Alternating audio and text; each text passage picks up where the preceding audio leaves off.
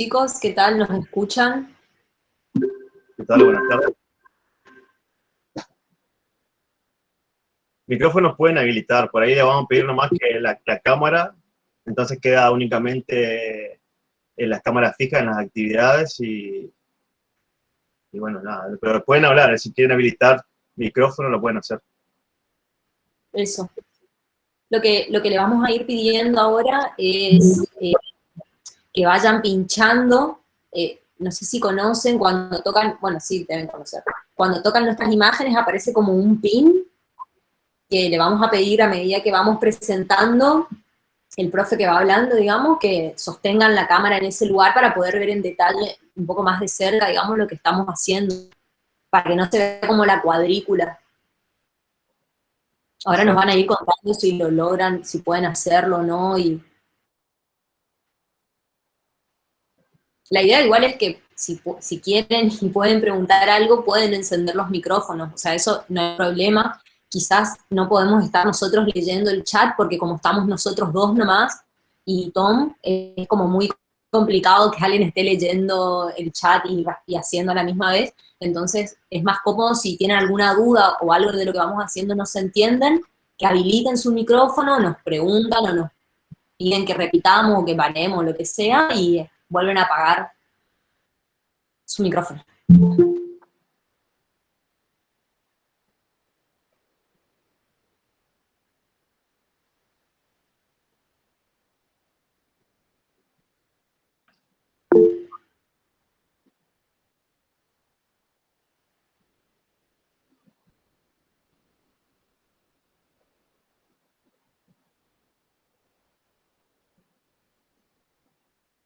Bien, bien, bien.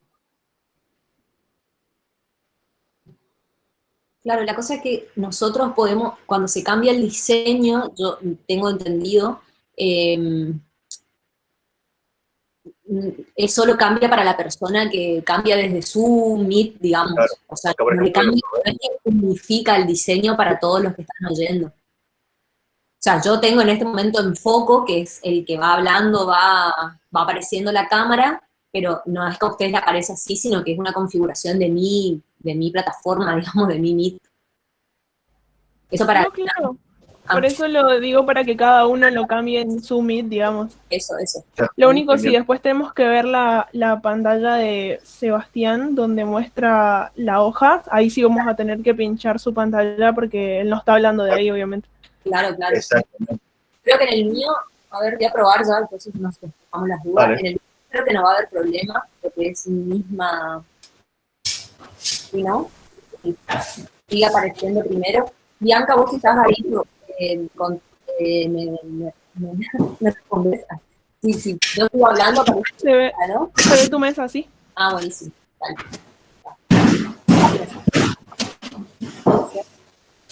Bien. Bueno, capaz que comenzamos, Euge. Sí. No sé, Tom, si vos querés presentar o contar algo. No, básicamente, bueno, están en manos de Euge y de Seba, que son los que planificaron la tutoría. La idea es que, bueno, que les pueda servir para lo que es el trabajo práctico que estamos haciendo, aquellas dudas o cosas que no están pudiendo resolver, que les sirve como apoyatura, digamos, a la actividad. Así que, bueno, tratemos de aprovecharlos a Euge y a Seba, que están disponiendo, digamos, de tiempo suyo para las tutorías y, bueno, que pueda servir a todos. Bien. Bueno, capaz que estábamos, Euge armó un pequeño también palio para poner los ejemplos.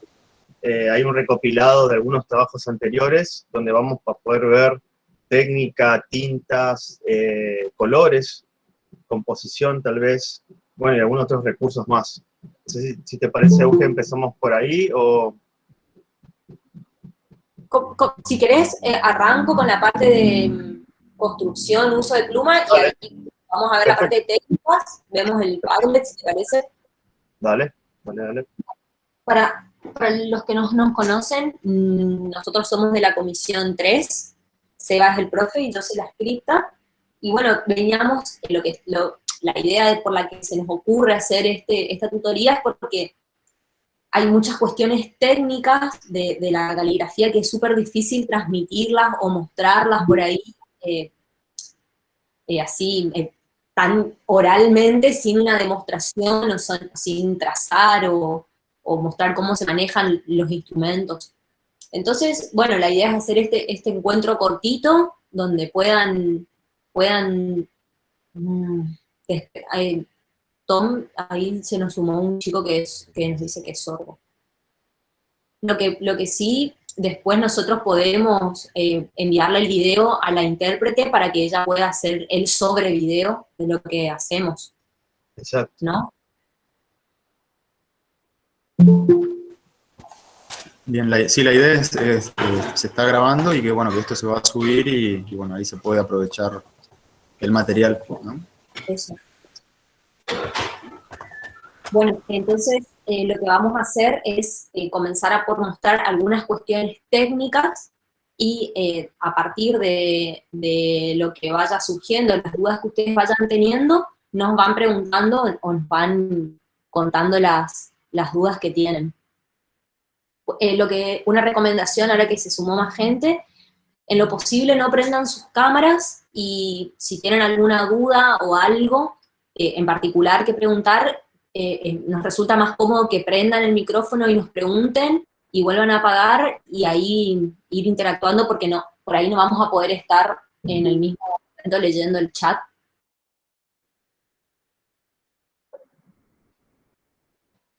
Bueno, ahí comienzo.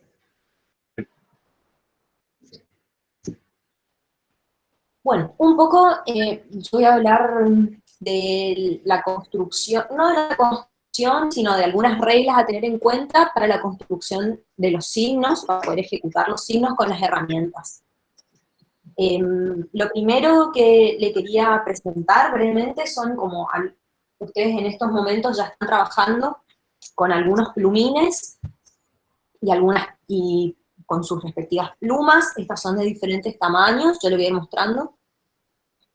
Estas son un poco, como decirlo, medio pro, pero porque son las que yo uso para hacer caligrafía. Yo supongo que ustedes tienen algunas metálicas, las más comunes. Bueno, después están estas. Creo que hay un micrófono abierto. Y después estas son las Yogurt Pen, que eran las que les habíamos dado herramientas.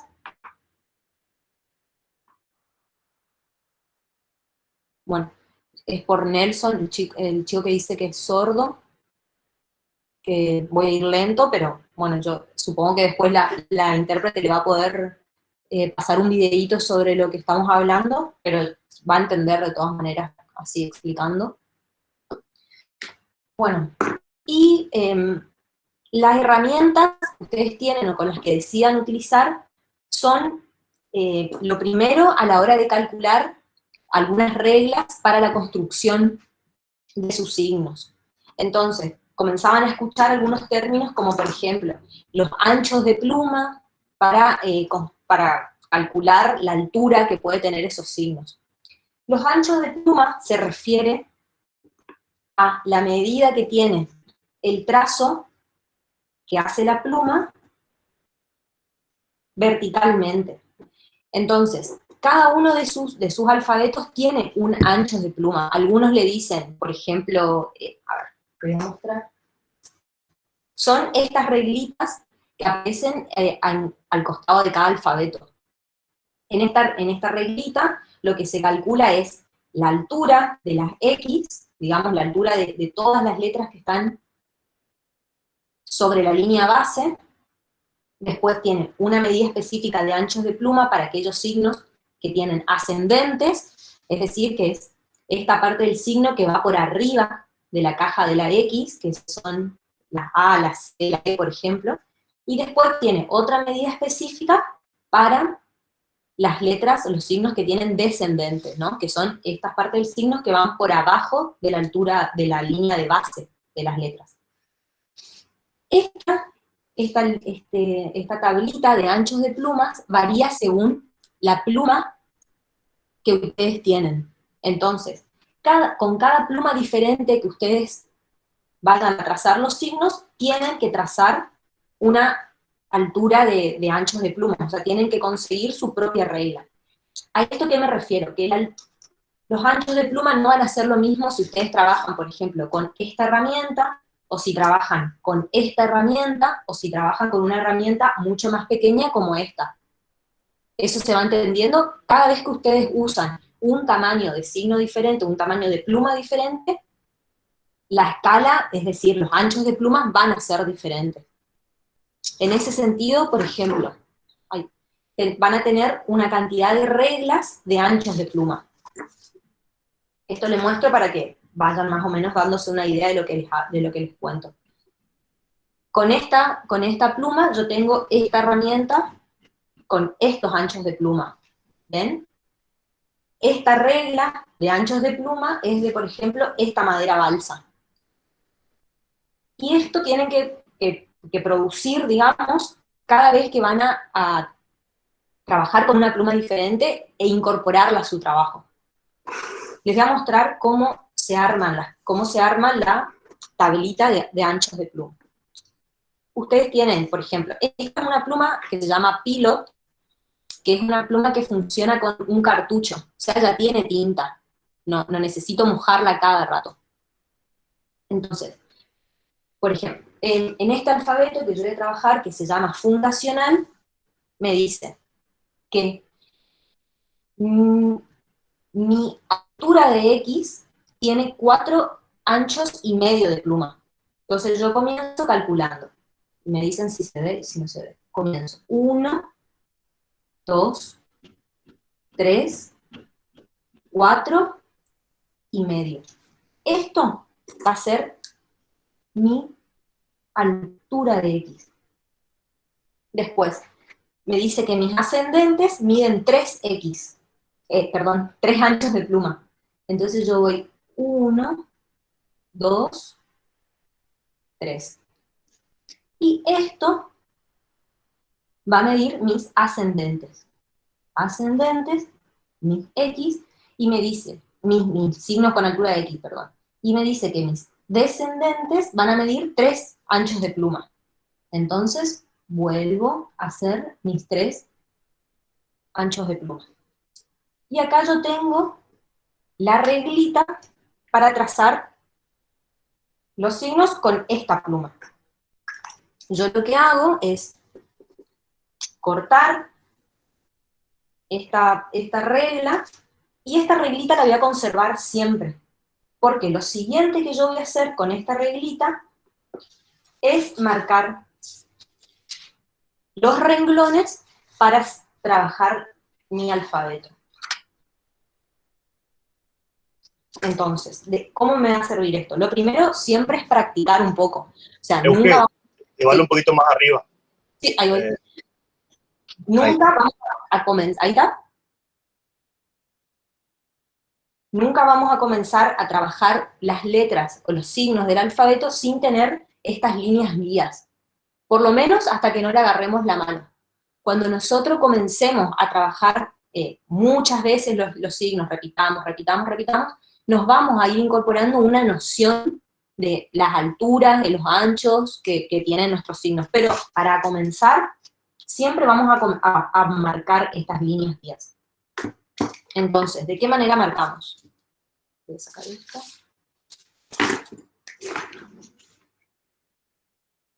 ¿De qué manera marcamos? Por ahí capaz que una técnica también puede ser en hoja calco, en papel vegetal, entonces también les permite ver las transparencias de las líneas por debajo también de su reglita. Exactamente.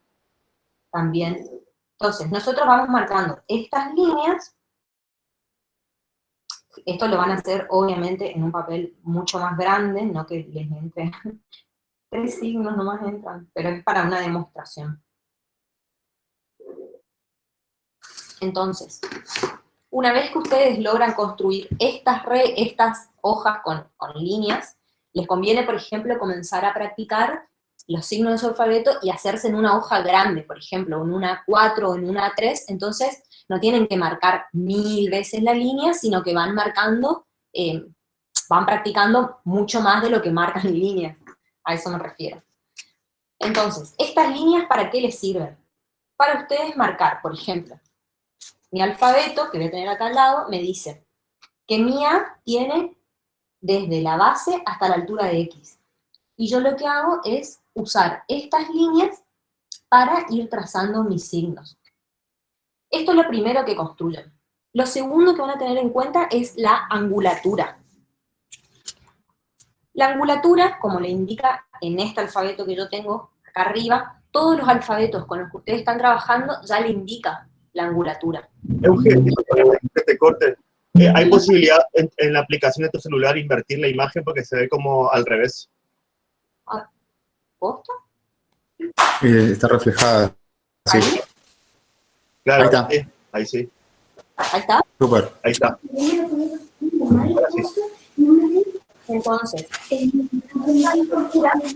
que es que le va a indicar cada alfabeto y que, por ejemplo, la gótica tiene una angulatura de 45 grados, la uncial de 25, la carolingia de 13, de 30, se refiere a el ángulo que va a tener la pluma, o sea, esta punta chata, en relación a la línea de base. O sea, en relación a esta línea que está acá, a esta que vamos a ver acá, a esta, ¿ven ahí? Esta. La angulatura es el ángulo que va a tener nuestra pluma en relación a esta línea. O sea, a todas las líneas de base que ustedes marquen. Y en este alfabeto que yo voy a hacer es de 30 grados. Entonces, si yo tengo que esto es 45 grados más o menos, 30 grados va a estar por acá. Y yo esta angulatura de 30 grados voy a respetar en la construcción de todos mis signos. Así sean, tengan ascendentes, descendentes, tengan curvas, siempre voy a usar 30 grados. Entonces yo comienzo, por ejemplo, con la A, que me dice que el trazo va hacia la línea de base, y vuelve. Puedo, por ejemplo, trazar una N. Siempre yo comienzo con 30 grados. Termino en 30 grados, vuelvo en 30 grados. Siempre mi pluma se mueve con 30 grados. En ningún momento yo hago este tipo de modulación. Por ejemplo, si voy a hacer una descendente, lo mismo, tengo a 30 grados mi pluma, y yo bajo,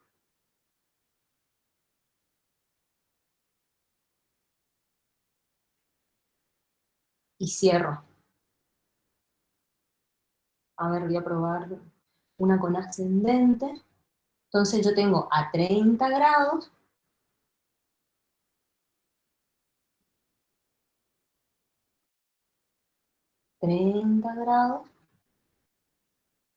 y bajo. Y siempre voy a respetar, en esta me quedo quizás a 45, pero siempre esto, a 30 grados, obligatoriamente los signos, los trazos, perdón. ¿Ven? El ángulo que me queda acá siempre va a ser de 30 grados, el ángulo donde comienza siempre va a ser de 30 grados. Y esto siempre, para todos los signos, se respeta la característica que da el alfabeto. Eso siempre, siempre, siempre tienen que tener en cuenta. Lo primero, lo principal, es que puedan marcar esta tablita para tener ya, para toda la práctica, para todo lo que vayan haciendo. Entonces, ustedes saben que cuando vuelven a usar con esta herramienta, ya tienen la tablita, y lo que van haciendo es marcando esas líneas. No sé si se va entendiendo hasta acá, si tienen alguna pregunta, si quedó más claro. Bueno, Nuria dice que no lo tenía ese dato. El dato de las tablitas sí, está bueno. Lo que les sirve es que vayan armando su reglita de cada pluma con la que ustedes vayan trabajando, y que lo puedan marcar, que lo puedan ir codificando. Por ejemplo, yo les muestro. En este, por ejemplo, yo puse pluma C1. Mis plumas se llaman así, ustedes márquenle con corazoncito, con estrellita, con lo que quieran. Vayan codificando. Por ejemplo, este dice C1 y yo sé que cuando quiero usar esta pluma, esta es la altura de mi alfabeto. Entonces yo directamente lo que hago es marcar ya en el papel y uso esta pluma. A ver, si tengo, por ejemplo, una pluma que es más chiquita, que es, por ejemplo, esta, es la C4. ¿Dónde estará la regla? Bueno, andaba por acá. Pero bueno, yo tengo de... Acá está, ¿no? Yo lo que tengo es la reglita de esta pluma. Y siempre ya voy, trazo nomás las líneas. ¿Se entiende lo que vamos haciendo? El Si no, alfabeto creo que es la uncial, ¿no? Que estás usando, Euge. Están estoy usando preguntando qué alfabeto. fundacional, que es uno que, esto también les va a servir mucho, que es tener impreso su alfabeto. Yo estoy usando uno que se llama fundacional, pero es uno que yo estudio a veces, entonces vine por este que es el que yo me siento más segura. Profe, Pero, ¿cómo? una pregunta. ¿Siempre tienen que ser 30 grados con...? No. La angulatura, esta que está acá arriba, que es el ángulo, varía de cada alfabeto. Por ejemplo, ¿qué alfabeto vos elegiste para el trabajo? No sé quién habló, pero me gustaría saber con qué alfabeto estaba trabajando. Bueno, no me respondió más. Cada alfabeto con el que ustedes trabajen ya les indica la angulatura Claro. con la que tienen que trazar. Por ejemplo, eso Claro, yo Euge, agrego a eso.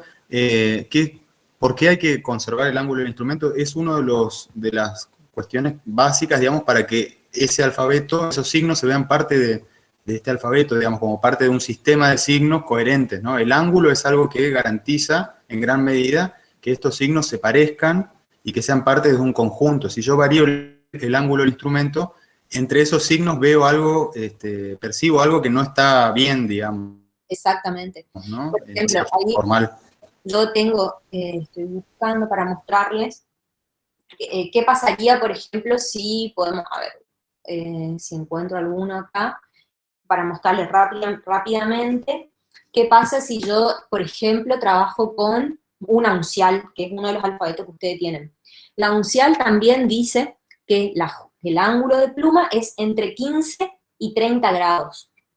Esto varía más que nada porque hay algunos trazos, por ejemplo las diagonales, que les puede indicar que bajen un poco la pluma, el ángulo de la pluma, pero en general se hace a 30 grados. Entonces me va a servir la misma regla, no sé si ahí se ve, voy a subir, ahí.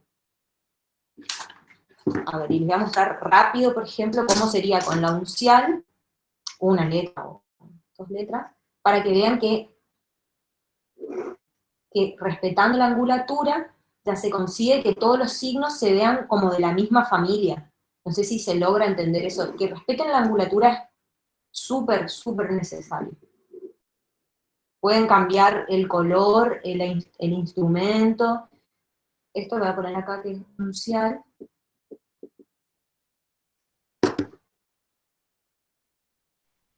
Y por ejemplo, la uncial también dice que es a 30 grados.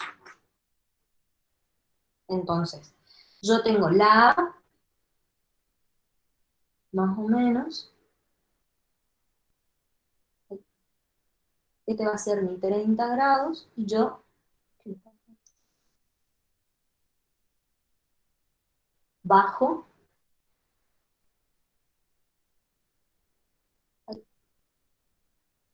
y lo que hago es ir conservando, me está trabando.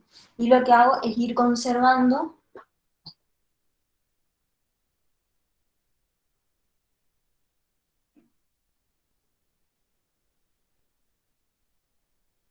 el mismo ángulo para todos los signos.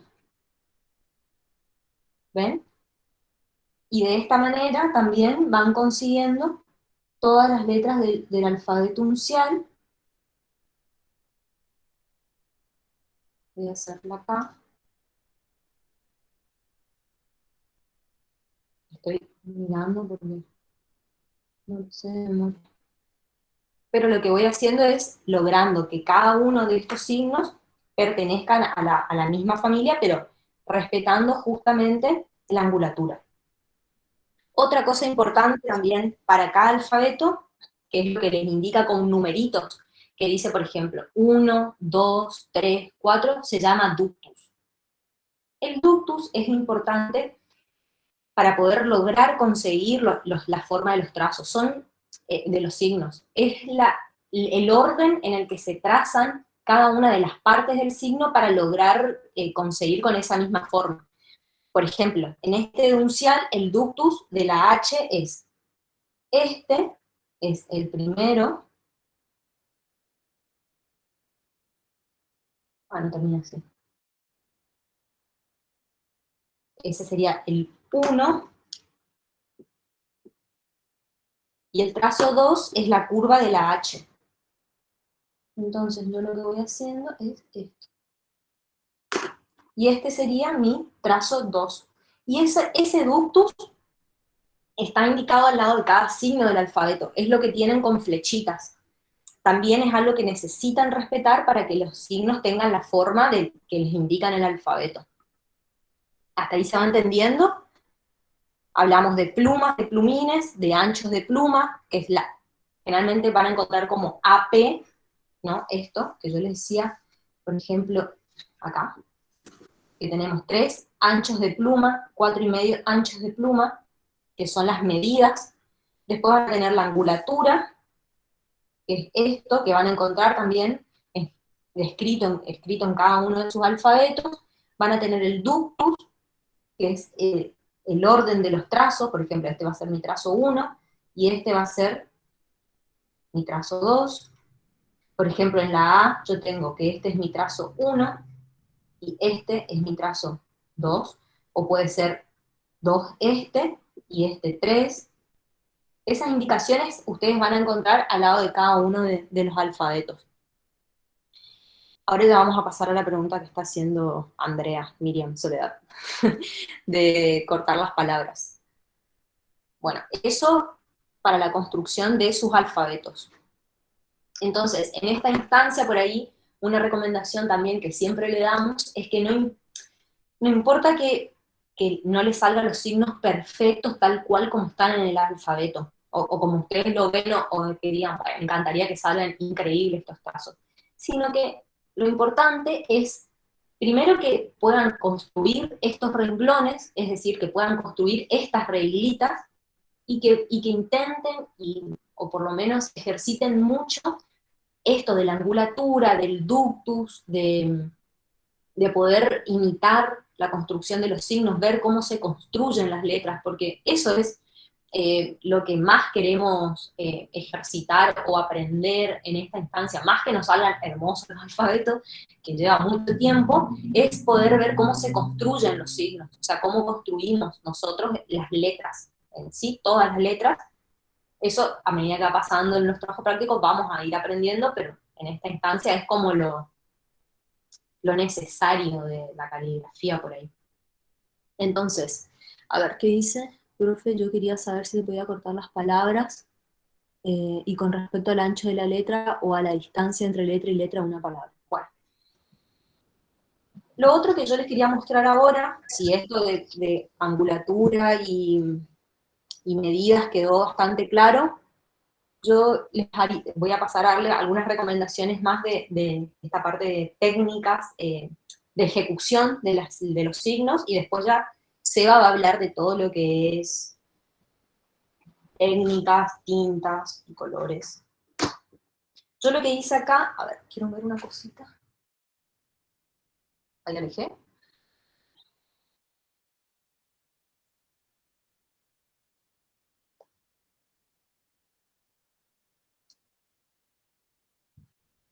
¿Se ve bien ahí? Sí. Yo lo que hice acá es preparar algunos elementos para mostrarle cómo sería el paso siguiente a esta ejercitación.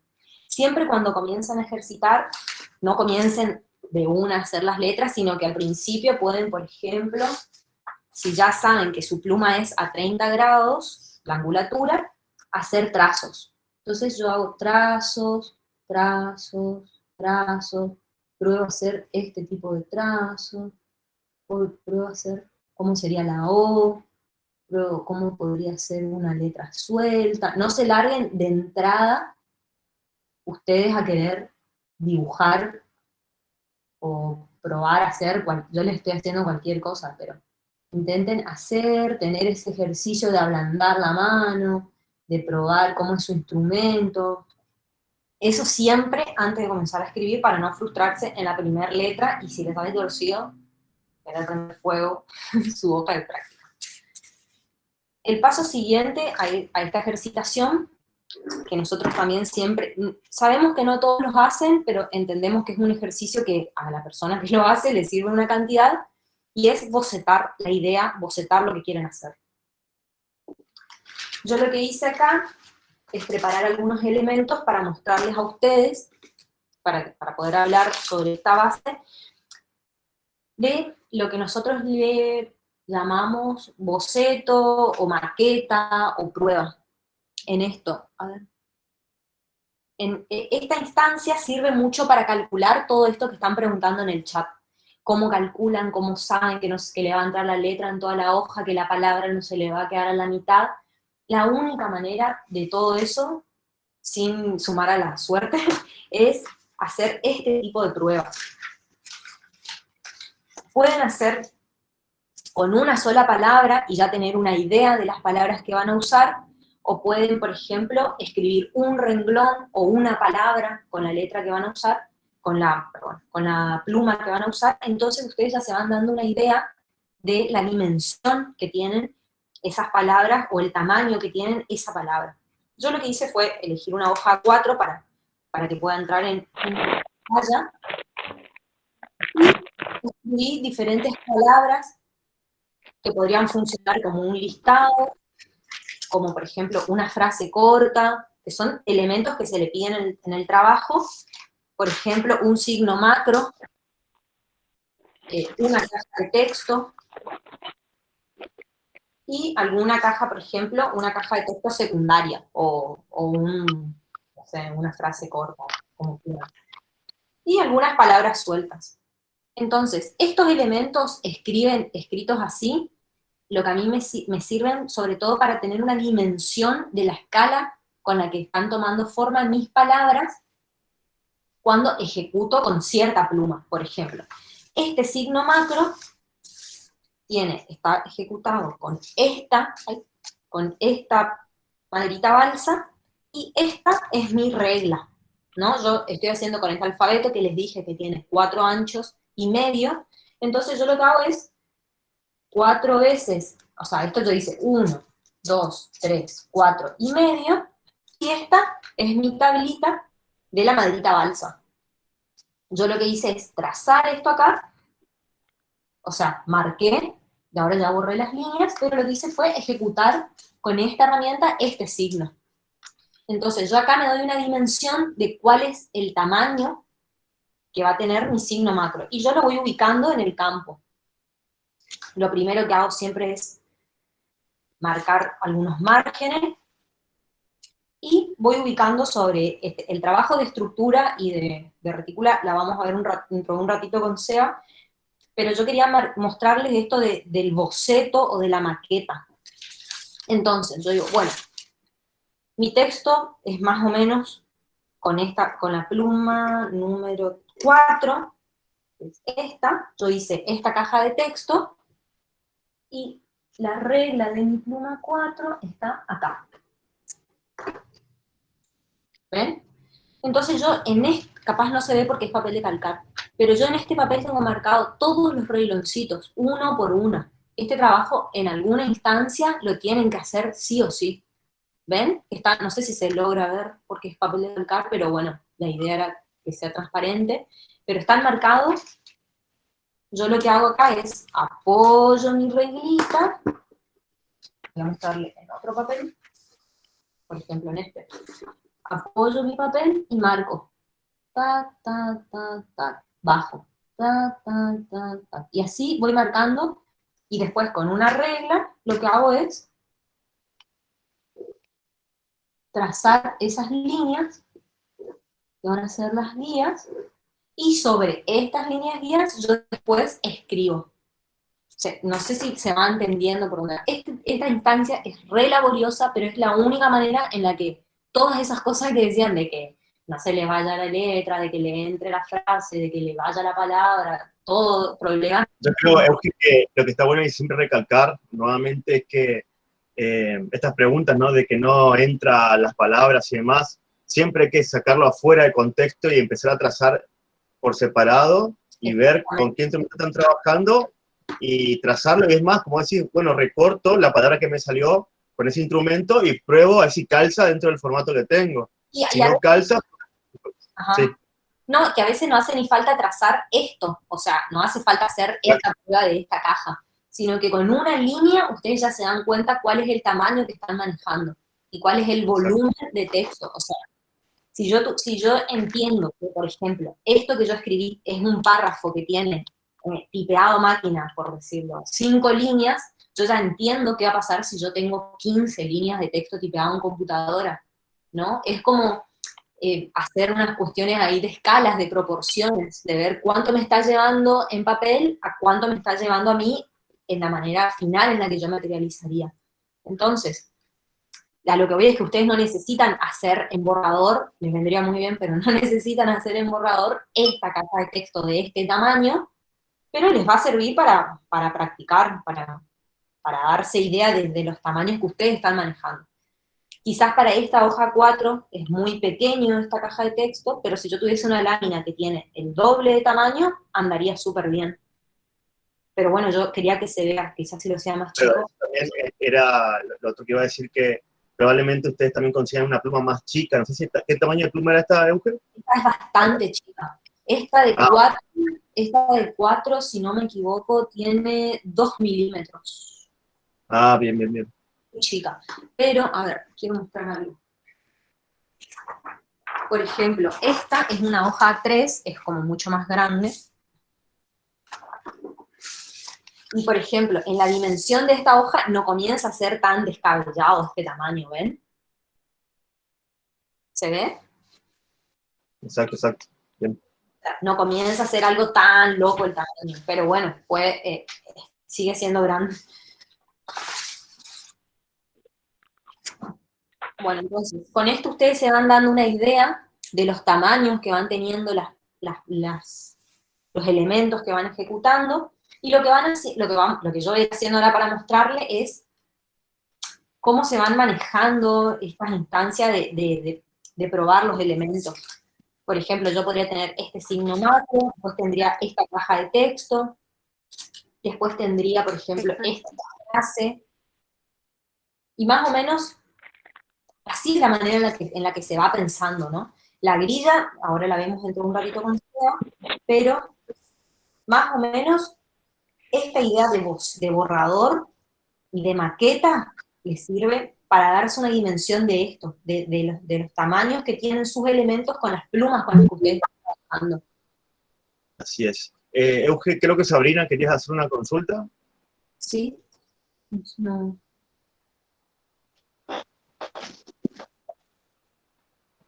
No sé qué hable o calle la Sabrina, está como aparece una... Ah, capaz que estaba abierto su micrófono nomás. Bueno. Bien, ¿algunas consultas acá? Disculpen. Ah, bien, ahí está. Se me activó el micrófono solo. Ah, lo tenía. Se activó, ¿No está. de paso? Ah. Bueno, hasta acá más o menos pudieron entender las diferentes técnicas en ejecución, ¿no? De cómo ejecutar todos los tamaños y demás. Obviamente que esto que está mostrando Euge, que muestra como diferentes cajitas de textos, a esto se le va aportando lo que después vamos viendo como técnica, color y demás. Entonces va permitiendo que estas cajitas de texto tomen otra identidad con respecto al conjunto de los otros elementos que están en el campo. Claro, yo acá, por ejemplo, lo que se me ocurrió era que todo esto, así debería ser un poco el mecanismo que ustedes tendrían que tomar a la hora de bocetar sus piezas, ¿no? Por ejemplo, un listado de palabras, yo digo, bueno, a mí me gustaría que mi listado de palabras esté por acá atrás, por decirlo, ¿no? Va a tener este tamaño, y yo inclusive hasta ya noto cuál es la pluma con la que yo hice. ¿Ven? Entonces, pues, cuando yo quiero pasar a mi lámina final, yo tengo que marcar las líneas, tal cual como, no sé qué en este momento, pero tal cual yo marqué las líneas en este papel, y yo sé cómo voy a ir, ¿ven? Entonces yo ahí digo, bueno, yo quiero que ese listado vaya por atrás, por ejemplo, me gustaría que este texto pase por adelante de mi listado. Son ejemplos, esto no quiere decir que lo tengan que ejecutar así, tal cual, pero es la manera en la que se pueden ir bocetando las piezas. Y les va a servir una cantidad hacer las pruebas de los tamaños con, el que están, con todas las plumas con las que están trabajando, porque obviamente van a poder ir viendo qué tamaño de materiales ustedes están manejando y ustedes a los que están pudiendo tener acceso, Y digamos. por eso Sí, sí. justamente Jorge, te pregunto, era las cajitas de texto, sí, ¿se acuerdan que habíamos insistido en eso? Bueno, era para esto, de que ustedes pueden ir probando el ancho, el tamaño de caja y el instrumento para hacer pruebas después en el campo donde van a trabajar.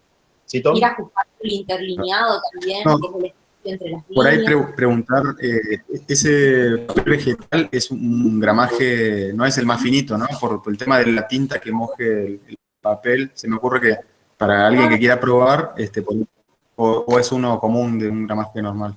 Sí, lo que está bueno del papel de calcar, que con un escolar, en general, las tintas arrugan un poco, así como esta, pero no terminan de fundir la hoja como si, tipo, las hojas de compu, de máquina, esas se chamuscan todas. Pero el papel de Sí, calcar, hasta el escolar, porque esto que yo estoy usando es un escolar, le da la posibilidad de estas transparencias. Entonces, claro. esto igual ustedes lo pueden hacer en un papel así común, este es un papel reciclado de máquina, el más barato, y van trabajando con las tintas ahí y van probando qué pasa y haciendo algunas pruebas antes de pasar a su pieza final. Lo que sí Claro. aclaro es que esto sirve para hacer una prueba de una cajita no tan extensa, porque me imagino que se toman mucho tiempo en esto y después no le alcanzó nada el tiempo para pasar en limpio su trabajo. Esto Por se hace eso, con tiempo de anticipación, y como decía Auge, una vez que ya en 4 líneas detectan cuál es la relación entre los signos y entre las líneas como de separación entre línea y línea, no hace falta escribir todo el texto que tienen para hacer el ejemplo. eso que está preguntando justo Bautista, que dice, entre renglón y renglón se deja un espacio, eso lo van calculando ustedes. Para eso sirve mucho esto. Por ahí si tienen, por ejemplo, un alfabeto que las ascendentes y las descendentes son muy altas, si no hay espacio entre renglón y renglón, se van a empastar todas las líneas de texto, se van a empastar. Pero si es un renglón, un alfabeto, por ejemplo, el gótico tiene las ascendentes muy cortitas. Entonces, si ustedes dejan como, no sé, 1 centímetro entre y renglón no, se va a perder o sea, la continuidad del texto no va a tener sentido. Es como que vamos a tener que esperar, bajar 5 minutos hasta llegar al siguiente renglón. No sé si me explico las relaciones de interlínea. Esas deciden ustedes, van viendo por ahí, también ustedes se dan cuenta que en esta parte querían introducir otro tamaño de pluma, entonces ahí se saltean, ¿no? Eso tienen que ir probando y haciendo las maquetas, perdón, ustedes. Además, recuerden que el aire también les va a permitir tener esto que hablábamos, ¿no? Cajas más pesadas, más Exacto. livianas, ¿sí? Entonces también es una característica que puede ser como un gran aporte, ¿no? A diferentes tipos de cajitas de texto y que me permite generar las jerarquías de la pieza. Eso. Y una cosita más, nomás, que yo les quería comentar para trabajar proporciones, es decir, escalas y tamaños. Hay una reglita muy simple que está buena tener en cuenta, que es, por ejemplo, si nosotros vamos a trabajar, mi tamaño de pluma más chico es este, que mide 2 milímetros, ¿no? El doble de este sería 4 milímetros, por decirlo así, y ya me va a dar otro alto, ¿no? O sea, ir trabajando de manera proporcional. Por ejemplo, si yo que sería 4 milímetros, quiero, por ejemplo, lograr algo que tenga mucho más contraste, puedo trabajar, por ejemplo, con 4 centímetros, que sería el doble, ¿no? De este tamaño, y voy logrando este tipo de proporciones, ¿ven? En los tamaños. De uno más pequeño, voy generando más contraste y más diferencia entre los cuerpos. ¿No? Y eso ordena bastante, como ir, sin la misma pluma. Con la misma pluma, pregunta Nuria, no. Con la misma pluma no van a poder conseguir diferentes pesos, ¿no? Lo que van a conseguir, por ahí, sí, a ver, perdón, me estoy mezclando un poco. Con la misma pluma van a poder conseguir diferentes tamaños en el alto, pero el trazo va a ser siempre el mismo, ¿no? Por ahí pueden conseguir una palabra súper grande, por decirlo así, pero al ser la misma pluma fina, no va a tener peso la palabra. Este tipo de tamaño de cuerpo se da con un uso de plumas diferentes y de anchos diferentes. O sea, cada ancho de pluma, o sea, la altura de los signos, equivale al de su pluma. ¿No? Ahí entendí. Así que bueno, trabajar con este tipo de reglitas, de ir... ¿Sí? Tengo una pregunta, ahora sí. Con respecto a cuando queremos mantener la caja de texto y hay que separar en sílabas y por ahí queda no sé, una letra colgando, ¿cómo se soluciona eso? Igual yo vi en el grupo de Facebook de tipografía, trabajos de ejemplo, y observando vi que muchos dejaban colgando tipo, Y es que quedaba una sí, M colgando y abajo seguían. ¿Eso no hay problema? no hay problema, en esta instancia no hay problema, porque, a Y ver, siempre, obviamente que mientras puedan resolver lo mejor posible, es mejor para una lectura. Pero en esta instancia por ahí es mejor poder solucionar cuestiones básicas o cuestiones que nos interesan más, que es como estas cuestiones de métricas, o sea, de medidas, de pruebas, de construcción de los signos, de técnicas, y no tanto de lectura en el sentido de si está bien particionado o no la palabra, ¿no, Tom? igual pueden colocar Sí, sí, nos interesan cuestiones, digamos, técnicas, nos interesan cuestiones de composición, de propuesta, de lectura. Lo que nosotros siempre decimos, en una entrega no nos vamos a poner a leer toda la caja de texto de todos los trabajos. Vemos la mancha general. Lo que sí vemos y leemos son, o sea, no es que no leemos la caja de texto, algunas las leemos, pero esta cuestión de, bueno, necesito cortar justo acá para continuar la línea siguiente en una caja de texto, no sería un gran problema. Ahora, sí en una palabra grande, como en un título, por ejemplo, o por ejemplo, frases destacadas o listados de palabras, sí tienen que tener mucho cuidado en la separación en sílabas, en cómo se lee eso, porque es algo que tiene una mayor jerarquía, uno lo lee primero, digamos, y eso sí es algo que se nota y queda mal, digamos, en la composición. Si en una caja de texto necesitan bajar una palabra, una sílaba que no está bien separada en sílabas, bueno, es algo que no nos vamos a poder tan, digamos, estrictos en que no está bien separado en sílabas en una caja de texto. No sé si se entiende. Sí, muchas gracias. por otro lado también Sí, se entendió. el alfabeto gótico, que veo que están preguntando también las mayúsculas. Sí, hay creo que dos propuestas dentro del combo de alfabetos góticos con mayúsculas.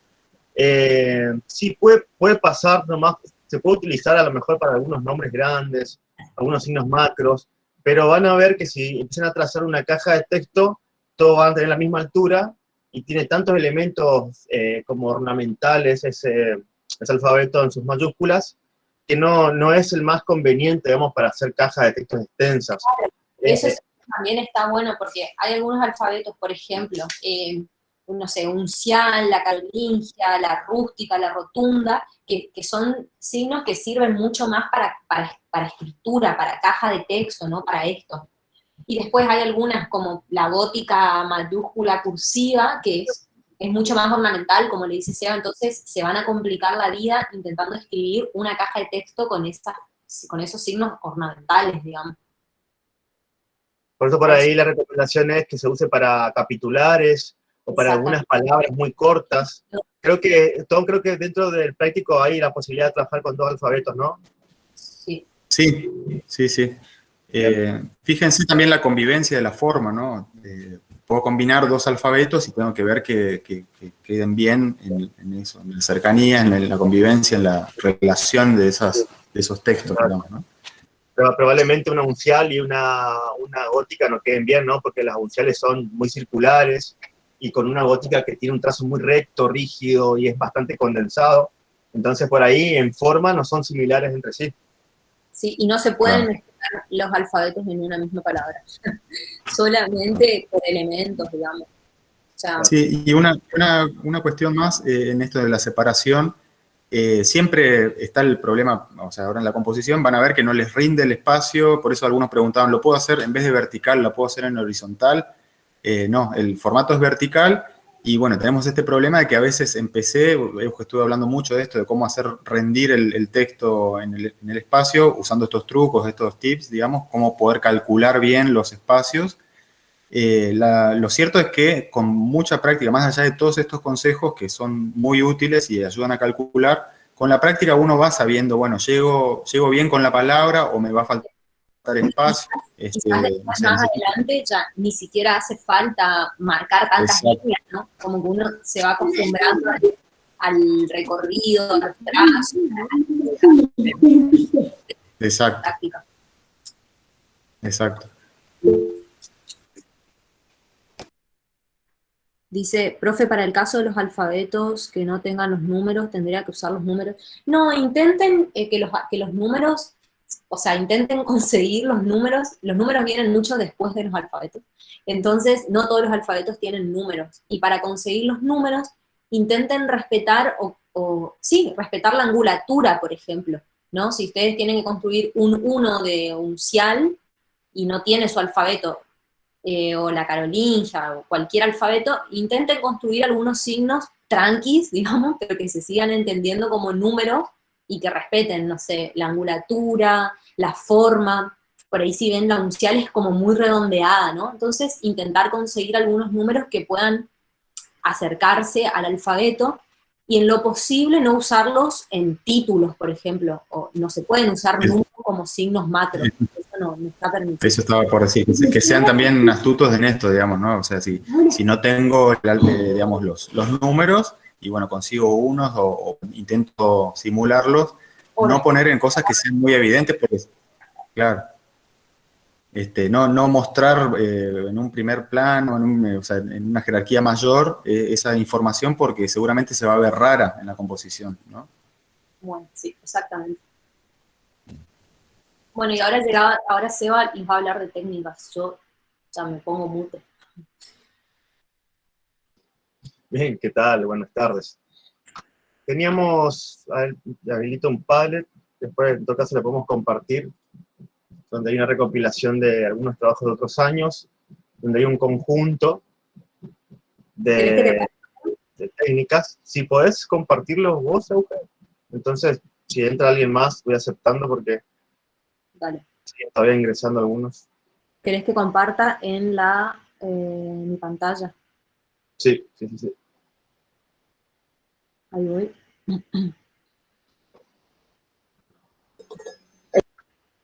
El tema sería que se está hablando. Sí, pero ahí apago mi... No se va a compartir su cara. Bien. Sí, presentación. Dice que está presentando, pero capaz que hay que invertir la cámara. A ver, no sé.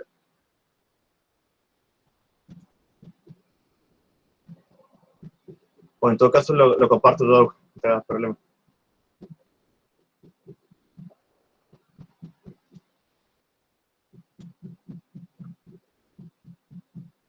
Bien, ahí se puede ver. Ahí se ve, Seba. Perfecto, perfecto, perfecto. Bueno, habrán visto que creo que la clase pasada, la antepasada, ya se incorporó las técnicas. Esto es lo que nos permite, en este caso, componer y empezar a utilizar diferentes elementos en el campo y que no empiecen a competir entre sí, sino que mediante la técnica me permita poder generar algunas situaciones de bajo y altos contrastes, situaciones de jerarquías, como por ejemplo, justo, a ver si puedo, un ratito, está. Por ejemplo, en este caso, hay situaciones de aguada, donde se busca, por un lado, que la tinta sea muy parecida al soporte, el papel, entonces me permite obtener una capa de elemento bastante diluida en el fondo, más que nada como una especie de, tal vez, una especie de textura, sin tanto que poder comprender. Pero esto, por ejemplo, me lo da la técnica. La técnica por un lado y el color. Acá también el color, en este caso, como se asemeja bastante al fondo, y el uso de una aguada me permite hacer que ese elemento que dice el corazón delator se encuentre en una especie de quinto plano por detrás de los elementos que están avanzando, que están en un plano superior porque tienen un grado de contraste mayor. También técnica aguada y en algunos casos un trazo seco. Trazo seco, ¿sí?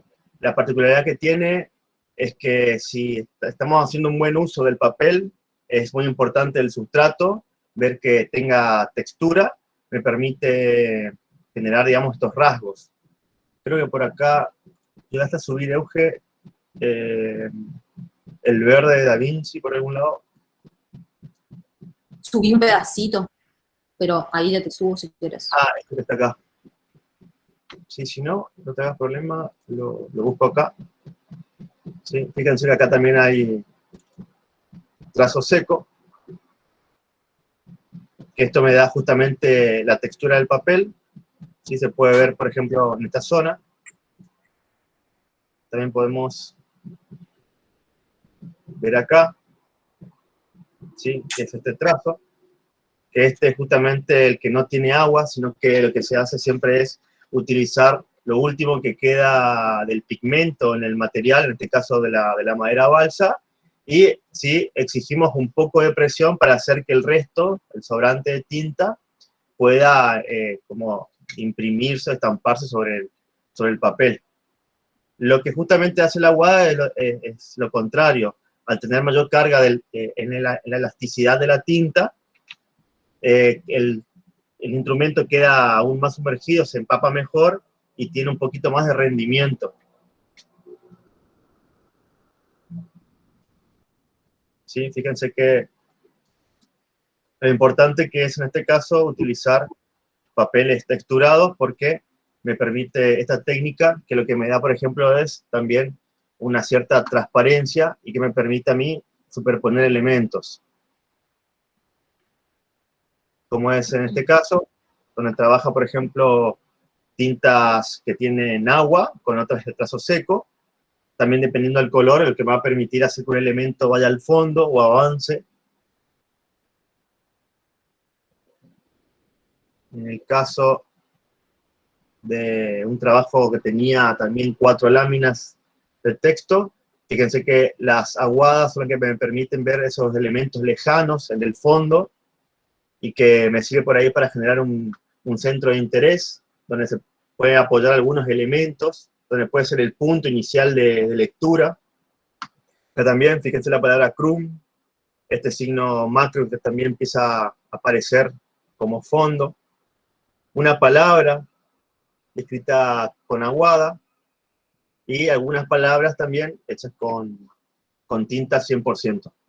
Pero me permite también el agua es diluir un poco el contraste, diluir el color, se hace justamente mucho más traslúcida, entonces también es una propiedad que me sirve para componer, ¿sí? Fíjense que acá también hay aguada, ¿bien? Para obtener este contraste muy traslúcido es porque seguramente hay agua por detrás. No sé si pudieron practicar ustedes en su casa todas las distintas técnicas, si pudieron hacer uso y se dieron cuenta de cuál es el aporte que le puede dar al trabajo.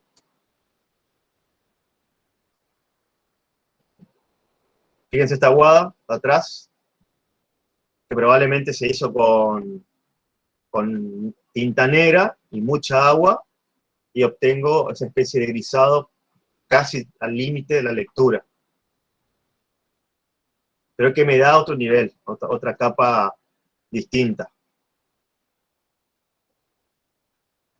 A ver si hay algunos Sí, más acá. eso está bueno, como en algunos casos, por ejemplo, las técnicas sirven para para trabajar con, por ejemplo, una textura por detrás, como dice Seba, que es esa instancia en la que ya casi no se puede leer lo que está detrás, pero vemos que hay trazos.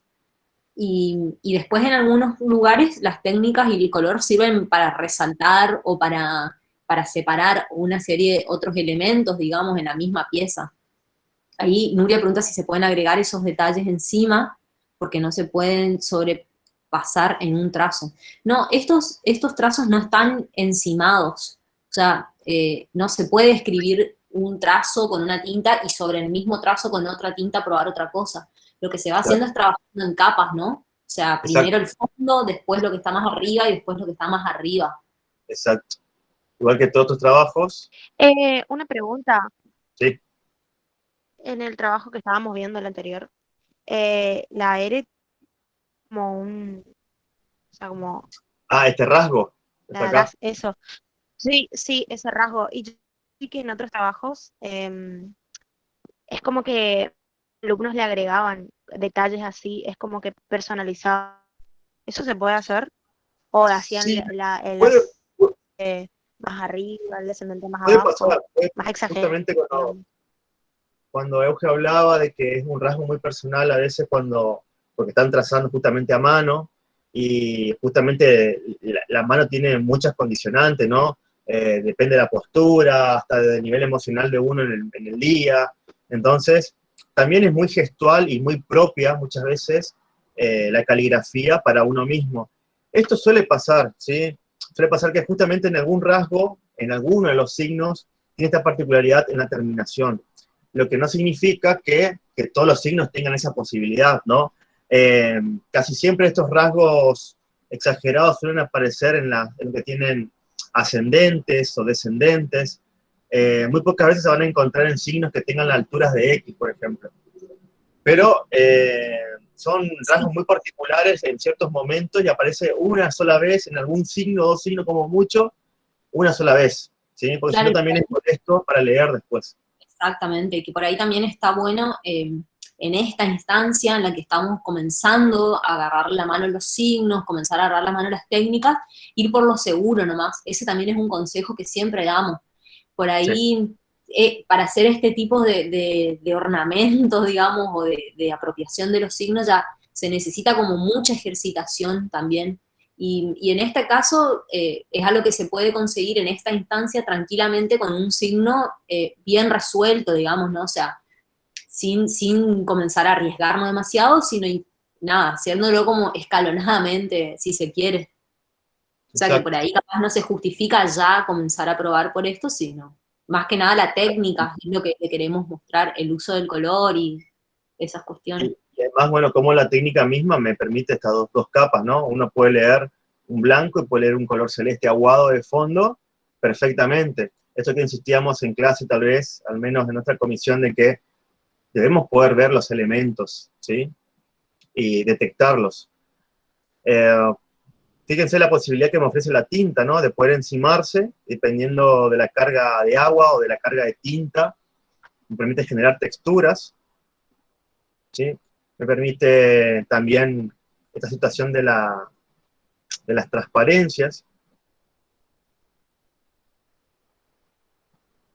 Si hay algún otro por ahí. Los colores también, depende, a lo mejor tengo una capa de un color de fondo, siempre voy a tratar de buscar el contraste, si la intención es que se puedan leer dos elementos, obviamente que el color tiene que permitirme eso, ¿no? Poder leer dos elementos que pueden estar tratados de distintas formas, ya sea con técnica distinta, con tamaño de pluma, con espesor distinto, con escalas distintas. Bueno, en todos los casos, ¿sí? Acá arriba también hay una técnica, esto es trazo seco. Se va a notar perfectamente el trazo seco porque nunca termina. Van a ver que nunca termina parejo el signo.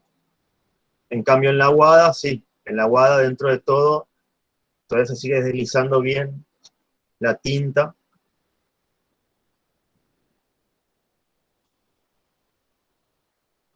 Creo que había otros más. Bueno, no sé si alguien estuvo practicando ¿Sí? ¿Alguien no salió? Ah, che, alguien tiene que estar aprobando técnicas. ¿No? Tintas, Por al ahí, menos. sí, No, Sí. más sumar, digamos, a lo que están mostrando, que obviamente todos estos recursos son los que van a hacer que su trabajo despegue en el diseño, digamos. Si uno trabaja con tintas muy básicas o con colores básicos, no sé, elijo 3 colores y uso esos colores plenos sin combinarlos con otros colores, no hago uso de las aguadas y del trazo seco, no varío, digamos, no sé, poner 2 alfabetos diferentes para poder diferenciar tipos de información, no varío los tamaños, no juego con las tensiones y la composición. Mi trabajo va a ser un trabajo básico, digamos, ¿no? Todos estos recursos son los que hacen que uno pueda darle como mayor condimento, entre comillas, a la lectura y ofrecerle opciones al lector para el recorrido más ameno, digamos, ¿no? En Perfecto. la Y medida que después yo no lo ejercite, no lo voy a poder utilizar. Sí. dentea web más. Perfecto, perfecto. Bueno, y después está las tintas también que puedan personalizar. Van a ver que acá yo tengo poquitas tintas que fueron quedando, es más, hice un recopilado de algunos estudiantes de años anteriores donde todavía tenían tintas.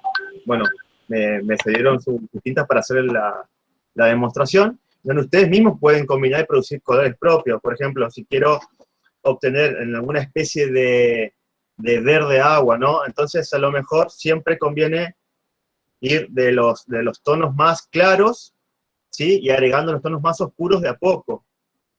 Vamos a suponer, quiero un verde agua, tengo un verde oscuro, ¿sí? Recomendación siempre, no sacar la punta del plástico que sale, sino pinchar la puntita para que me permita usarlo como un dosificador.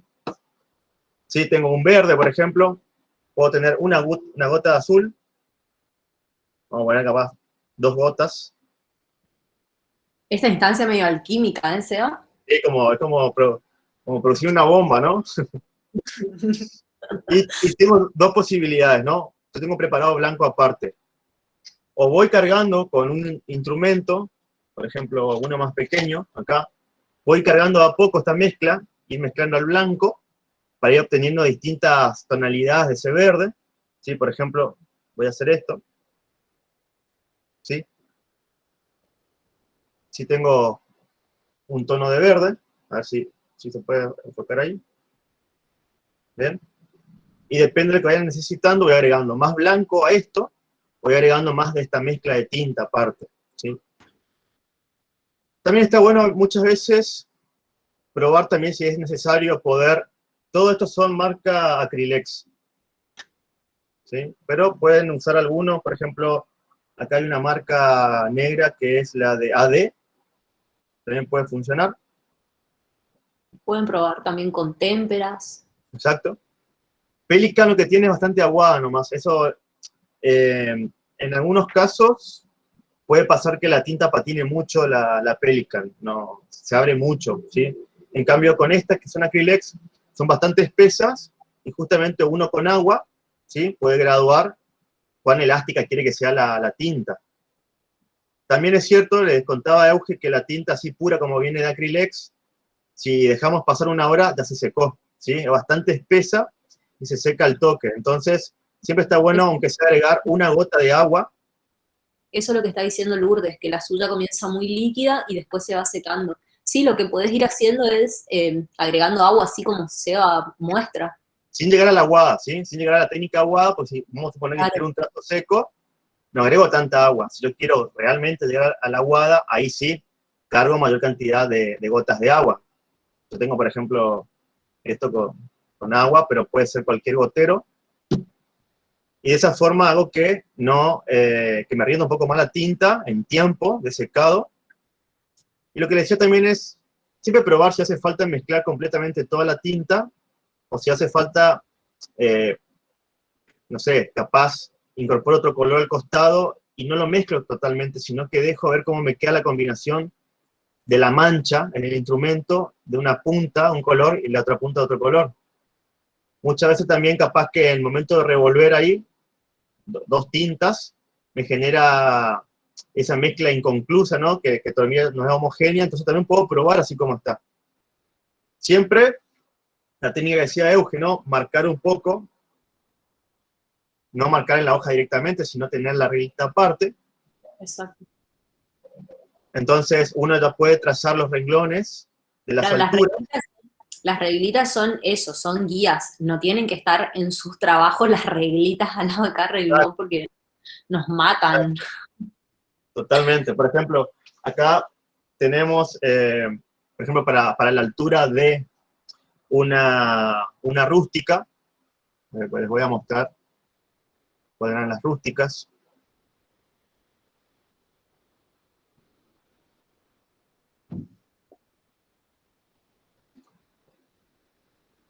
Sí, eso que están preguntando si la técnica de aguada y trazo seco solo se puede lograr con la madera balsa.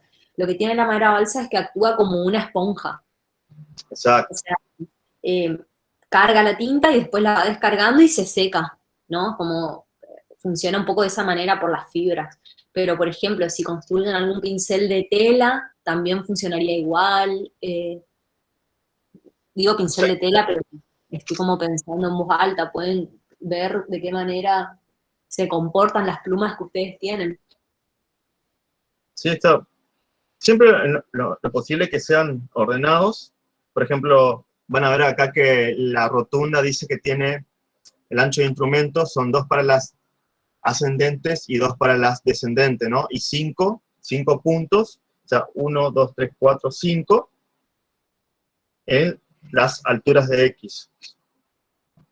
Bueno, obviamente que todo esto lo van a hacer con la regla que le mostró Euge. Ya se me generó un manchón, pero por la regla que estaba arriba. Y de esta forma, por ejemplo, si voy a hacer trazo seco, lo que hago siempre es, en un papel aparte, obviamente que toda esta práctica se hace antes de lanzarse al trabajo para ver si sale, descargo, voy a descargar un poquito acá, me voy a quedar con lo mínimo de tinta, y comienzo a trazar, ¿sí?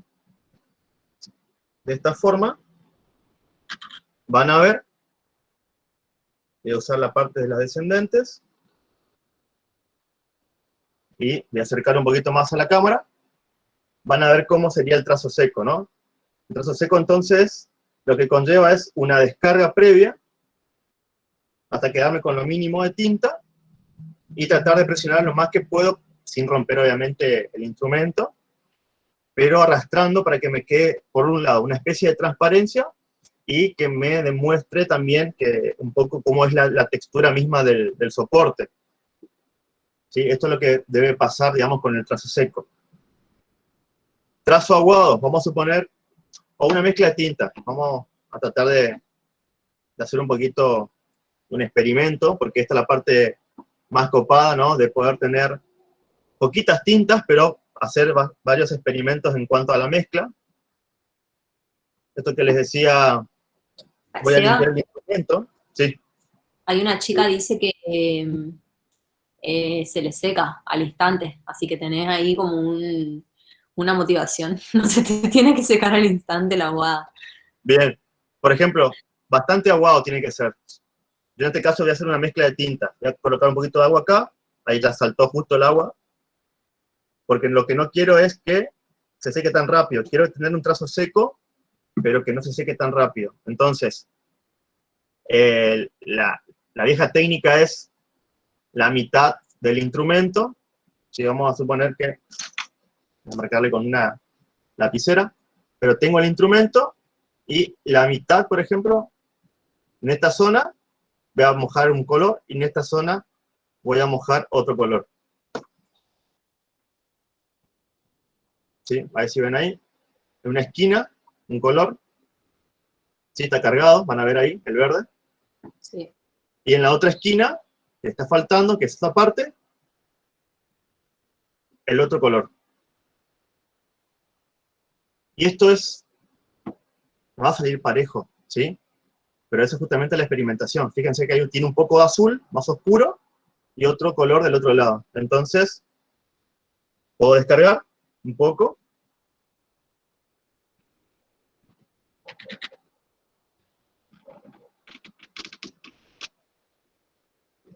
vuelvo a mostrarles. ¿Sí? Tengo trazo seco, pero con 2 colores. 2 colores, ¿sí? Una especie de iluminación. ¿Está? ¿Cuál era la pregunta de Euge que decía que en la aguada? Se le seca la tinta, dice. Bueno, Se le seca rápido. A mí se me empasta mucho la hoja, profe, cuando hago aguada. claro, porque lo que pasa es que se granula, el soporte se moja mucho, y en el momento de arrastrar, sí, puede pasar esto de que se desgrana la hoja. Eso es cierto. Todo tiene que ver también cuál es el gramaje del papel. Si es muy fino, se va a romper muy rápido. Y Y eso lo de del vuelta, agua, ¿cómo? si pueden también, igual que con los alfabetos, con los signos, prueben las técnicas fuera de su lámina primero, a ver si soporta esa cantidad, o sea, no vayan a arruinar su lámina probando el trazo el signo macro, digamos, sino Claro. que en un pedacito del mismo papel, por fuera, vayan probando si su hoja soporta esa cantidad de agua, o si tienen que poner menos.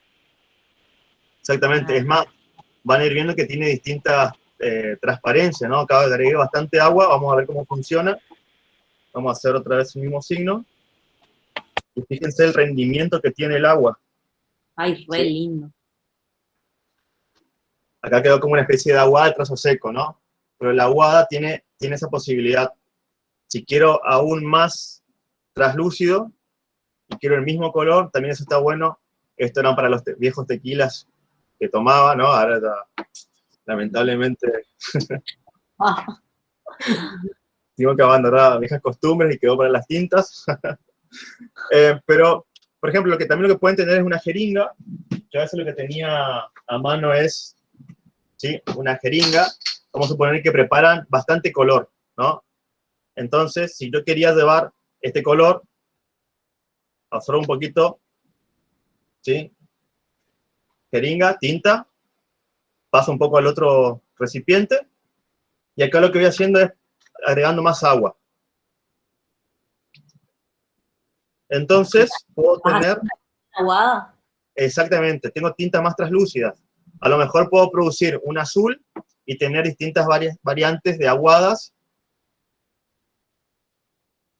Ahora, por ejemplo, probablemente sacar un poquito de tinta.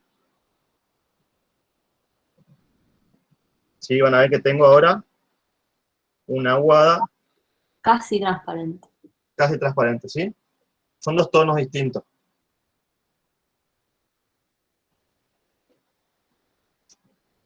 Bien, y así. Así, por ejemplo, puede ir agregando, tengo justamente el mismo color en los 2 lados, que con la jeringa, y puedo producir cualquier otro tono. O sea que puedo agregar, por ejemplo, un verde, vamos a suponer que quiero que sea el mismo tono más verde, agrego una sola gota, ¿sí? Y así. Voy graduando la cantidad de agua. Un espectáculo.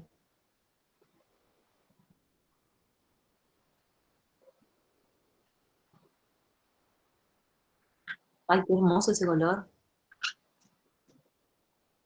¿Sí? Puedo tener entonces distintos signos.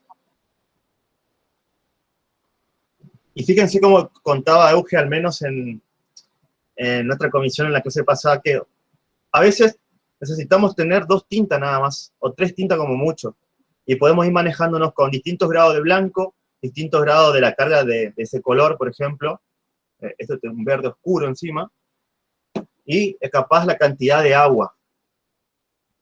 Veo por ahí algunos comentarios, no sé qué están... Están diciendo que muy bueno, que muy bueno. Se ríen de tu whisky, que no tomás más. No, está bien. Siempre también está bueno tener capaz un poquito de negro. Yo tengo un poquito de negro acá preparado aparte, por eso también me permite alzar el contraste. Pensé que ibas a decir siempre está bueno igual tener un poquito de whisky. También. Para ahora el frío. Bien, no sé si hay, así, obviamente, en el frío es fundamental. Bien, no sé si hay alguna otra pregunta. Esto tiene que ver justamente con técnicas, ¿no? Y el otro que sí es cierto que cuesta un montón es mantener la tinta al 100%, ¿no? Pero La tinta al 100% no creo, ¿sí? Muy pocas veces en un trazo gigante dura tanta tinta. Probablemente en cuerpos más pequeños, en cajas de textos, ahí dure mucho más, ¿sí? Con la pluma, por ejemplo. Porque la particularidad que tiene el instrumento de madera balsa y el sustrato que es bastante poroso y absorbe de golpe la tinta, me va a permitir completar al 100% muchas veces del signo. Lo que sí van a ver es que cuando uso con agua, ¿sí? Rinde mucho más, ¿sí? Que cuando, por ejemplo, claro, cada vez se va secando más, ¿no? Entonces esto es seco, seco, y esto empieza a ser aguado. Fíjense que el aguado, este que está acá, por ejemplo, completó el signo total con únicamente una sola entintada del instrumento. Pues también está para probar eso. Ahí preguntan, Seba, Sí. cuántas veces se puede usar la madera balsa y si hay alguna forma de sacarle la tinta que queda. Muchas veces únicamente limpiando, esto de ir raspando varias veces hasta sacar, digamos, el color que tiene. Siempre el más difícil son los colores oscuros, y si no, lo otro es, como es madera balsa, ¿sí? Pueden nuevamente cortar y volver a sacar punta, ¿sí? Y volver a limpiar toda la zona. Ese que yo puedo acá, por ejemplo, volver a cortar, ¿sí? Y volver a limpiar. ¿Está? Eso más que nada en las tintas oscuras, que es la que más cuesta salir, y encima quieren pasar de una tinta que era oscura a una tinta que es súper clara, como por ejemplo esto, ¿bien? Claro. Y queda manchado por la tinta oscura que tenía antes. Se moja la madera balsa con agua, vuelve a activarse el color de que está, digamos, si es muy oscuro. Exactamente, y más si es trazo seco, no, también aguado, ¿eh? Porque el trazo seco, como requiere mucha presión, suele salir el último rastro de tinta que le quedó anteriormente al instrumento. Entonces, la única forma es limpiando, raspando hasta donde pueda salir el resto de tinta, y si no, lo otro es volviendo a cortar. Por eso justamente en el instructivo les dice que esto tiene que tener aproximadamente el alto de una lapicera. Entonces, esto le va permitiendo ir como sacando la punta, ¿no? Cada tanto. También es cierto, puede ser agua detergente. Lo que sí recuerden que es madera. Tarde o temprano va a saturar la humedad de la madera y se va a abrir. ¿Sí? Exacto. Entonces, en algún momento hay que volver a sacar la punta y no mojen todo el instrumento, ¿no? No generemos humedad innecesaria al instrumento cuando necesitamos que realmente esté seco. Si van a limpiar la punta, mojen la punta nada más. No recomiendo mucho que mojen del todo, porque necesitamos que por dentro esté seco, si no, no va a retener tinta. ¿Bien? Y vamos a tener a lo mejor rastros de otros colores que quedaron impregnados por dentro del instrumento. Recuerden que es madera porosa, aunque ustedes no lo vean, justamente es liviano, porque por un lado por la fibra y por otro lado por el aire que tiene, es más, se puede ver muchas veces la textura interna, así que, bueno, intenten mantener lo posible seco el instrumento. ¿Hay alguna pregunta particular que quieran hacer?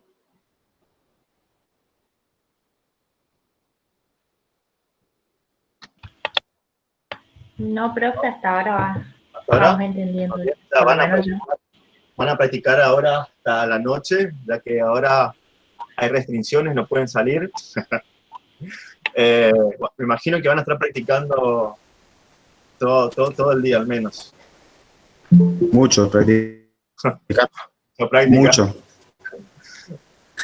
Bien. El tema es con lo de la bebida, Seba, si uno combina las dos cosas, no equivocarse del recipiente, ¿no? Tal cual. Una vez que... Se puede mezclar las cosas. Se puede.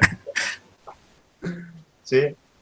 Bueno, Bien. no sé si Euge cerramos con lo que era los ejemplos de márgenes, de un poco de las retículas. Colores, los primarios. Sí, están preguntando, sí, si van a comprar colores, siempre los primarios, porque son con los que van a poder generar otros colores. Estas tintas tienen esa particularidad, estas tintas chinas, las témperas, tienen la particularidad de que ustedes pueden generar otros colores usando las mismas. Lo que sí es Entonces, cierto, los primarios está bien. lo que sí es necesario tener siempre blanco y negro a mano, ¿sí? Estos son, porque el blanco es el que permite, ustedes pueden usar papeles, ¿sí? Es más, estos son trabajos viejos, muy viejos, de estudiantes, ¿sí? En donde fíjense que para que funcione la tinta sobre el papel oscuro, hay blanco, ¿sí? Hay blanco en la tinta. O sea, nunca va a tomar un grado de contraste. Es más, fíjense, yo tengo un azul acá, ¿no? Y tengo un color oscuro. Muy probablemente, me colocar un poquito de agua para que no se seque del todo. Una sola gota, recuerden, si no quieren hacer aguado, es poquito. Es como para que la tinta siga rindiendo, no se seque tan rápido. Pero, por ejemplo, si yo trazo, ¿sí?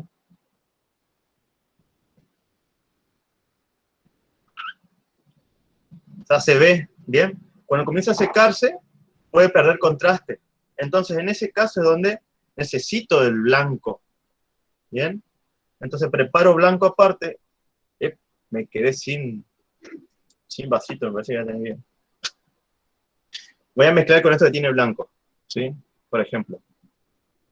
O con este color, ¿no? Que tenía blanco. Cuando tiene un grado de blanco, el color toma aún mayor contraste sobre el fondo oscuro. Vamos a ver si... Vamos a ver un poquito más. Recuerden que está aguado, ¿no? Voy a colocar un poquito de blanco. Fíjense, no lo voy a mezclar. Es decir, no lo voy a batir al color. ¿Sí? Así como está.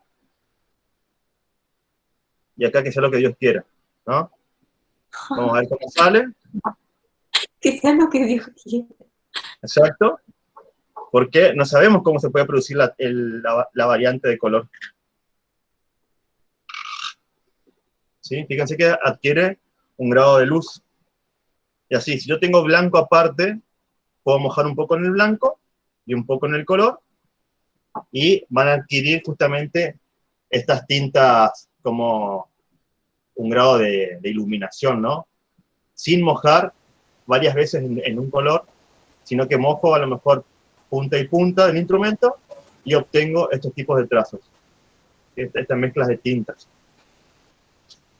Siempre esos tips para colores oscuros, ¿está? O sea que pueden tener los colores primarios, pero es necesario tener blanco, ¿sí? Para darle luz a los colores, y también a veces negro, y con eso es suficiente. Pueden crear varias gamas cromáticas. Y Profe, ¿esa madera balsa que está usando es la de 12? Es la de 4 milímetros, si mal no recuerdo. 4 milímetros. No, sí, pero de anchito, digamos. Ah, perdón, esta es la de 12, ¿sí? Ah. La de 12 milímetros. Me salen estos signos, no sé por qué. sí, es mucha práctica también. Por ahí nos preguntan, Sí, mucha práctica. más arriba qué usar con el yogurt pen o qué usar según la pluma que tienen, todo esto va a funcionar de diferente manera. Y en eso no es que nosotros podemos decirle, bueno, exactamente usen 3 gotas de agua y 2 tintas. No, o sea, Exacto. es mucho que ustedes vayan probando qué ocurren con los instrumentos y las herramientas que ustedes tienen. Exacto. Y así, pueden ir mezclando, proponiendo colores. Vamos a ver si Se salió tu cámara, ¿sí, no? se salió la cámara. Sí. Bueno, vamos, ahí ya me fijo. Probablemente Problemas técnicos. problemas técnicos. Encima, todo el... Ahí volvió. Si ven ahí, ¿sí? Un trazo seco. Fíjense que el trazo seco tiene la particularidad, yo puedo empezar, por ejemplo,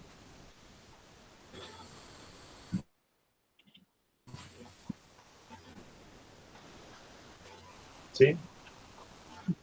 un trazo seco, seco. Ahí se ve.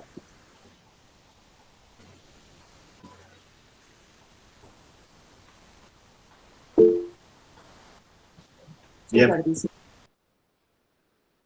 Creo que con esa parte estamos, ¿no? Con respecto a las técnicas al menos. Sí. Y bueno, otra cosita de la que queríamos hablar brevemente, pero no podemos, o sea, como en esta instancia nosotros no vamos a hablar del trabajo práctico de nadie, ni el trabajo práctico en sí. Por ahí explicar nomás algunas nociones muy básicas de lo que era grilla y retícula, que si Sí. bien escapan o sea, escapan de caligrafía en el sentido de la ejecución o de las técnicas o de la herramienta, que es importante que ustedes vayan trabajando o puedan ir marcando las grillas y las retículas según los elementos que van teniendo ustedes, ¿no? Esta parte también es una instancia como de amigarse con esos elementos. Entonces ya ir marcando los márgenes, ir marcando las columnas, según los elementos que tienen. Por eso es tan importante la etapa de boceto.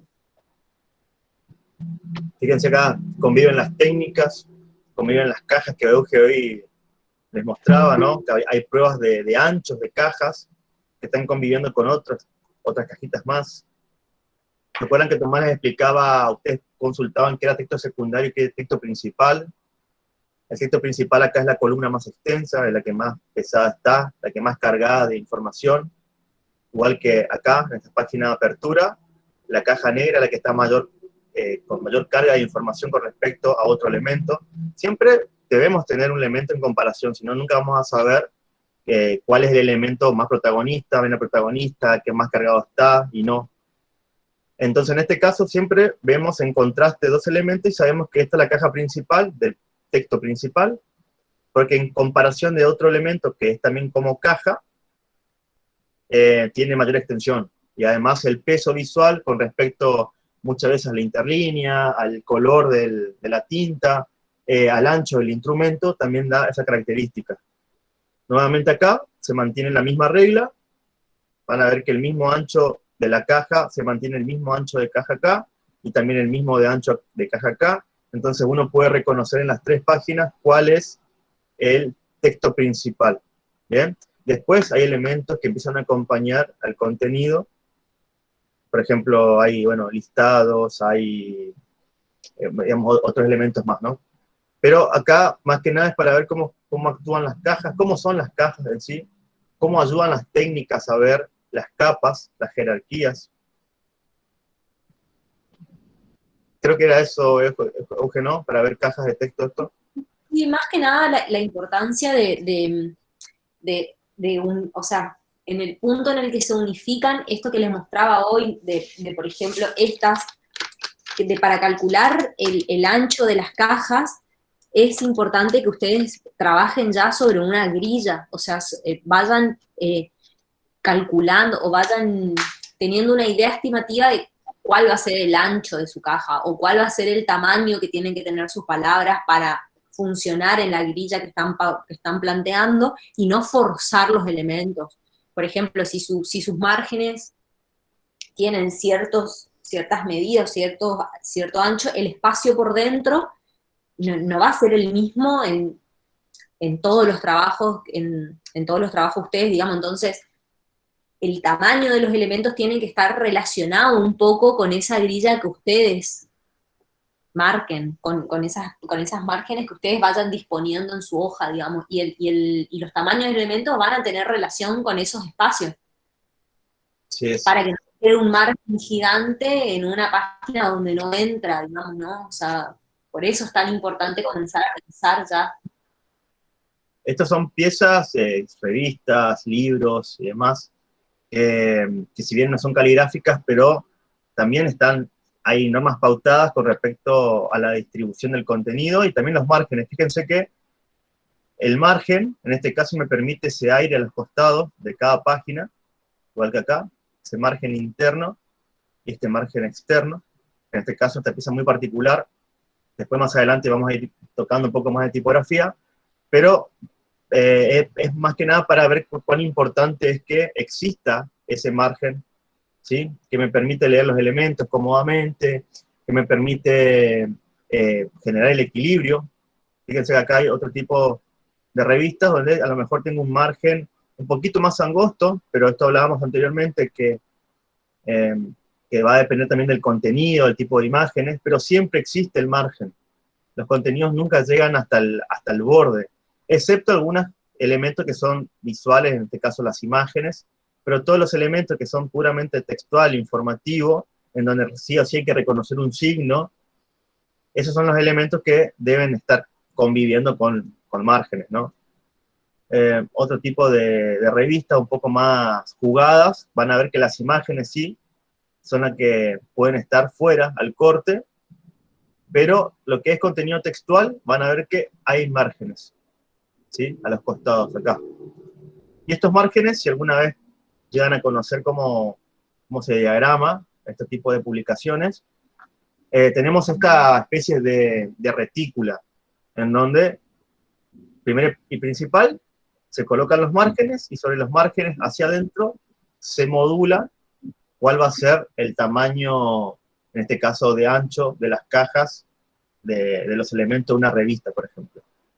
Pero esto más que nada vamos a ser bastante insistentes en cada una de las comisiones, que los márgenes son necesarios.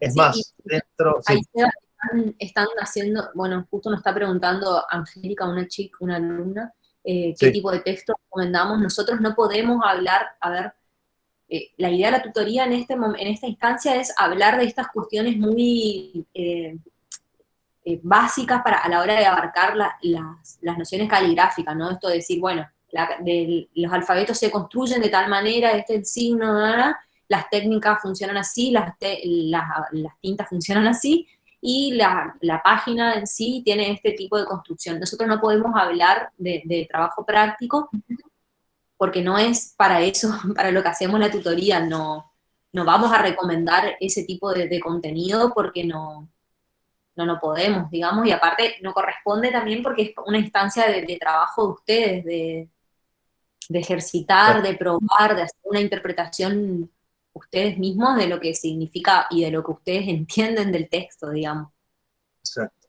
Bueno, para terminar, también quería contarles que no solamente en la página editorial existe la noción de márgenes, sino también cuando uno está haciendo una pieza audiovisual, en cualquier programa de edición o postproducción, tenemos un sector donde en el campo, vamos a suponer que este es nuestro campo, nuestra hoja, ¿no? Pero en el sector audiovisual también esto es una composición, es el campo donde van a actuar las animaciones, el video y demás. Y también existen lo que se llaman márgenes seguros para títulos de acción, es decir, estos son los márgenes recomendados de cada uno de los programas de edición, en donde lo que me dice es que todos los elementos que salgan fuera de esta línea hacia acá se pueden ver perjudicados a la hora de leerse en pantalla, ¿sí? Entonces siempre hay que mantener los elementos de esta línea hacia adentro para que se pueda ver perfectamente y además logremos el equilibrio.